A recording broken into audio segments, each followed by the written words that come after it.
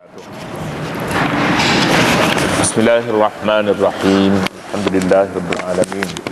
Wassalatu wassalamu ala asyrafil mursalin sayyidina Muhammadin wa ala alihi wa sahbihi ajma'in. Pagi ni kita baca ayat 104. A'udzu billahi minasyaitonir rajim. Bismillahirrahmanirrahim.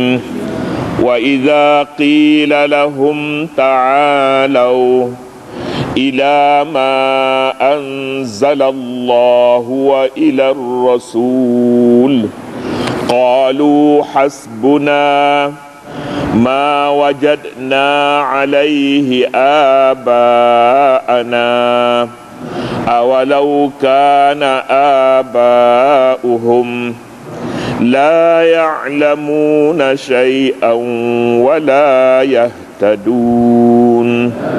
Sadaqallahul azim.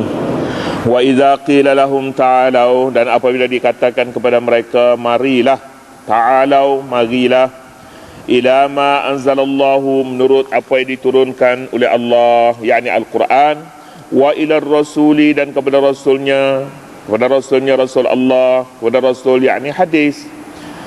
Qalu hasbuna ma wajadna alaihi aba'ana, mereka menjawab cukuplah bagi kami apa yang kami dapati daripada datuk nenek kami mengerjakannya. Awalau kana aba'uhum, adakah mereka akan menurut juga sekalipun datuk mereka itu la ya'lamuna syai'an wa la yahtadun, tidak mengetahui apa-apa dan tidak pula mendapat hidayat petunjuk. Ayat ni pula membicarakan risalah langit, perutusan langit ini. Apakah halangan-halangan yang ada di hadapan perutusan langit ini dari memasuki pemikiran, dari menawan pemikiran manusia? Selepas daripada menyatakan hukum sebelum ini, berbagai-bagai hukum memburu, hukum haji, kemudiannya adab bertanya, tak boleh tanya perkara-perkara yang remeh-temeh kerana dia boleh menyusahkan. Kemudiannya pulanya adat jahiliah mesti dibuang, adat jahiliah yang tidak mengandungi perkara yang masuk akal. Islam buang perkara-perkara khurafat, tapi meletakkan menyerah kepada manusia perkara-perkara yang makul, yang boleh diterima oleh akal dan ada sebab yang munasabah padanya. Satu lagi halangan yang ada pada manusia ini, halangan ini boleh menyekat mereka daripada maju, daripada fikiran terbuka, menghalang mereka pulanya daripada membuat sesuatu, menduduki alam yang lebih jernih, yang lebih baik. Iaitulah alam ini, alam yang menghalang mereka daripada menerima Islam ini, iaitulah alam yang terbatas kepada keturunan, kepada ibu bapa, ta'assub kepada puak, apa yang ada pada puak mereka yang dilakukan oleh nenek mereka semuanya betul, dan mereka berhenti setakat ini. Bila dibawa sesuatu daripada luar, mereka kata kami, datuk nenek kami tak pernah buat dia ni, puak kami tak mahu buat ni. Misalnya, dia akad puak dan dia akad tu nenek dia. Sedangkan Islam ini, risalah ini datang daripada langit. Risalah ini tidak diturunkan kepada puak tertentu, kumpulan tertentu, tapi diturunkan kepada seluruh manusia tanpa mengira bangsa, tanpa mengira darah, tanpa mengira keturunan. Jahiliyah yang menghalangkan mereka ialah mereka menganggap Quraisy mereka dan budaya mereka itulah segala-galanya, tak terbuka. Ini orang ta'assub. Ta'assub ini apabila menebal pada seseorang akan menutup pintu daripada keluar, dan hak luar pun tak boleh masuk ke dalamnya. Dia akan jadi beku, namanya jumud. Ayat ni katakan begini, wa idza qila lahum, dan apabila dikatakan kepada mereka ini siapa? Mereka ini pada zaman turun Al-Quran ini, mereka yakni orang jahiliyah. Jahiliyah ini, mengapa jahiliyah? Jahiliyah terjemahan dianya jahil, tak mengerti. Jahiliyah ini berbanding dengan orang yang bukan Arab, yang menguasai ilmu pada ketika ini ialah orang Yahudi. Sebab orang Arab ni dah sekian lama dia tak nak Nabi pada dia. Bangkit Nabi Muhammad ia nak bela mereka, nak tarik daripada kejahilan ini, bawa kepada satu kedudukan, namanya kedudukan hidayat. Yang ilmu ada pada Yahudi. Sebab itulah mereka nak ahli kitab. Ada pada Nasara pun Yahudi juga asalnya, Yahudi. Jadi oleh kerana itu, ayat ni bila nak bela orang Arab, disebutnya mereka ini jahiliah. Antara perkara yang disampaikan kepada orang jahiliah ini dalam usaha membuka pintu akal mereka, ta'alau ila ma anzalallah. Marilah kamu semua. Ta'al maknanya mari ke sini. Maknanya kedudukan mereka ini kedudukan enggan, tak mahu bergerak. Mereka mahu duduk, mahu tempat ni, tak mahu tukar tempat. Ini orang ta'assub namanya. Tukar tempat tak mahu. Tak kira lah dia duduk pada kedudukan mana sekalipun, tukar tak maulah duduk di sini walau bagaimanapun. Quran kata ta'alau, mari, yang ni ubah tempat awak, jangan duduk pada tempat itu, mari duduk tempat ini. Ila ma anzalallahu wa ila rasuli, mau pergi kepada apa yang diturun oleh Allah dan diturun kepada oleh Allah, wa ila rasuli, dan marilah pula kita pergi kepada Rasul. Datang bergerak untuk menerima apa yang diturun oleh Allah. Yang diturun oleh Allah ini ilmu. Yang diturun oleh Allah ini ialah akal. Ilmu dan akal. Islam tidak, risalah yang dibawa oleh Islam daripada langit tidak bertentangan dengan dua perkara ini. Ilmu ni dalam bahasa sekarang sebutnya sains. Ilmu dan akal. Mana-mana saja yang sifatnya ilmu, yakni satu pengetahuan daripada satu kejahilan tidak tahu kepada satu ruang yang kita tahu, itu Islam namanya. Islam tidak menentang apapun bentuk ilmu itu, tidak menentang. Tapi maulah ilmu itu ilmu yang sebenar, bukannya khurafat. Bukannya ilmu percaya ke hantu, percaya kepada tok nenek, percaya kepada roh-roh keramat. Ini tidak panggil ilmu namanya, ini khurafat. Khurafat ini satu pengetahuan yang tidak ada asas yang sebenar. Dia hanya direka, dia hanya dicipta semata-mata untuk ketawa saja. Ini namanya khurafat. Islam mahu ilmu, yakni satu pengetahuan berasaskan hakikat, kebenaran. Yang berasaskan hakikat dan kebenaran ini semuanya itu ilmu datang daripada Allah. Tetapi bagaimana nak ukur benar ataupun tidak benar? Di sinilah yang menjadi masalahnya. Sains tidak boleh mentafsirkan Al-Quran. Quran tidak boleh ditafsirkan dengan sains. Sebab sains ini satu pengetahuan yang perlu kepada ujian. Perlu diuji. Ujian ini dipengaruhi oleh manusia yang menguji, oleh bilik makmalnya, oleh masyarakatnya. Keputusan itu dipengaruhi oleh manusia. Manusia mempengaruhinya. Manusia yang iman, dia ada asasnya untuk menentukan kebenaran itu. Kebenaran boleh ditentukan oleh Al-Quran dan hadis. Maulah Quran dan hadis yang mengawal bilik makmal itu, yang mengawal teori itu. Dia akan lahir satu natijah yang betul. Tetapi pentafsiran Al-Quran dengan sains yang tidak ada latar belakang yang sahih, yang betul, dia boleh mengelirukan Al-Quran itu sendiri. Justru itu setengah ulama menyatakan Quran tak boleh ditafsirkan dengan sains. Tak boleh. Sains adalah sains. Dia boleh bertukar, boleh berubah hari ini, besok dia lain, besok lusa lain.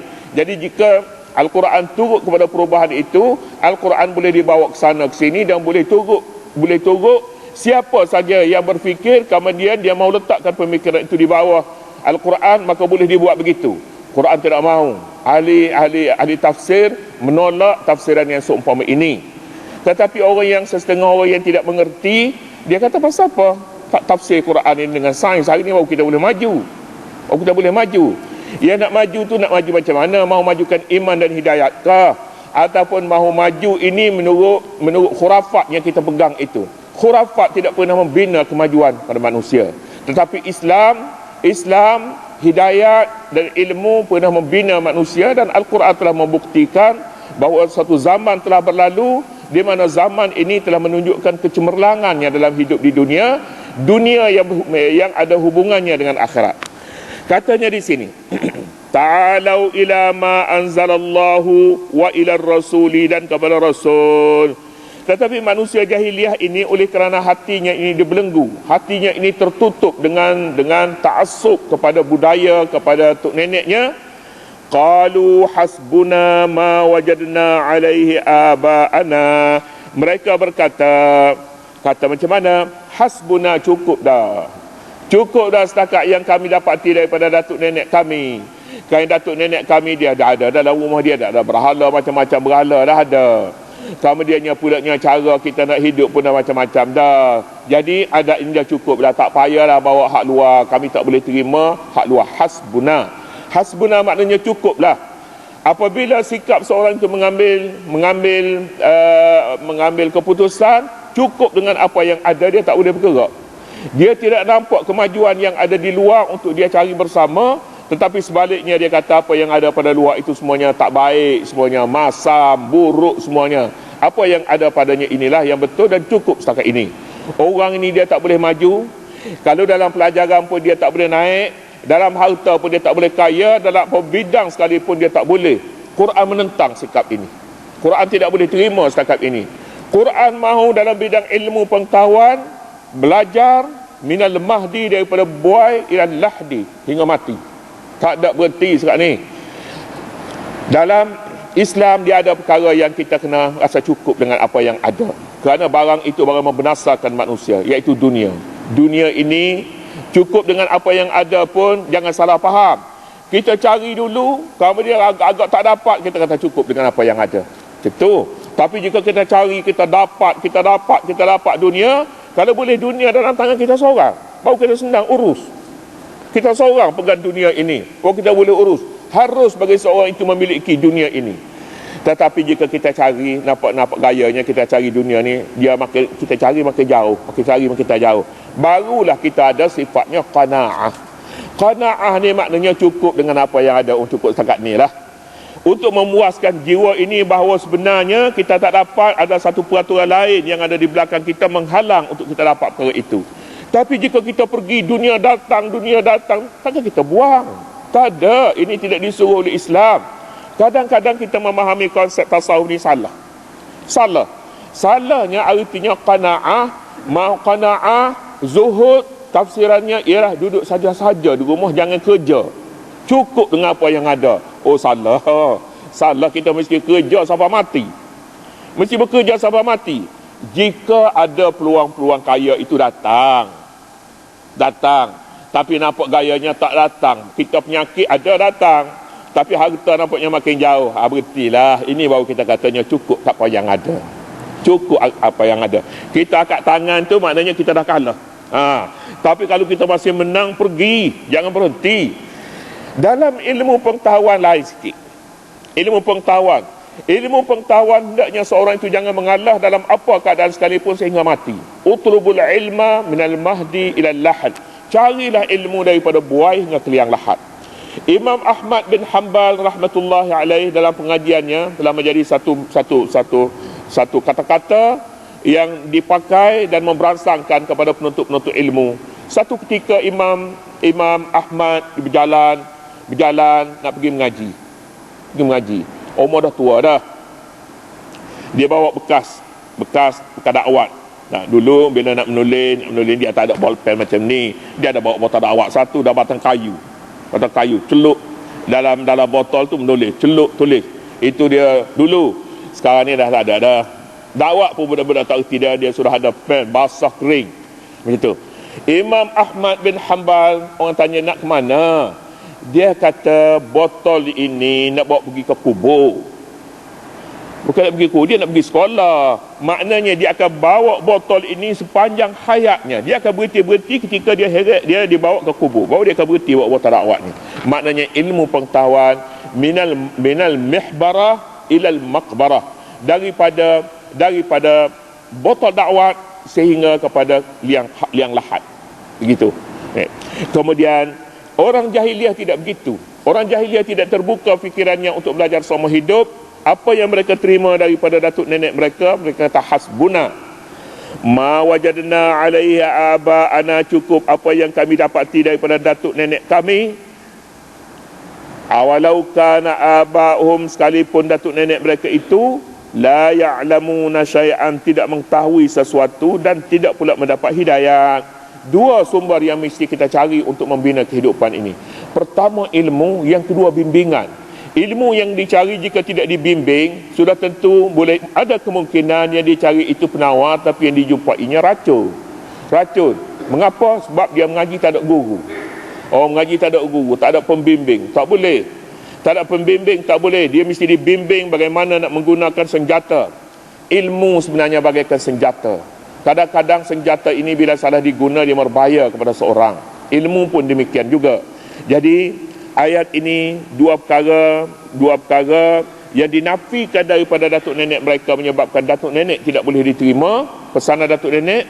Yang pertamanya la ya'lamu, tak ada ilmu. Yang keduanya wala yahtadun, tak ada hidayah, tak ada bimbingan. Tak ada ilmu satu, tak ada bimbingan. Dua-dua perkara ini menutup manusia langsung daripada kemajuan, daripada maju dalam hidupnya. Jadi begitulah dia ayat ini. Ayat ini menyatakan jangan mengikuti tok nenek yang tidak ada ilmu dan tidak ada hidayat, tetapi menghormati mereka lain pula. Hormati datuk nenek kita, hormati bapak kita, orang tua kita, hormat lain. Tetapi mengikuti langkah-langkah mereka yang sudah ketinggalan waktu, itu Quran tidak boleh terima namanya. Kemudian seterusnya, ya ayyuhalladzina amanu alaikum anfusakum, wallahu subhanahu wa ta'ala a'lam.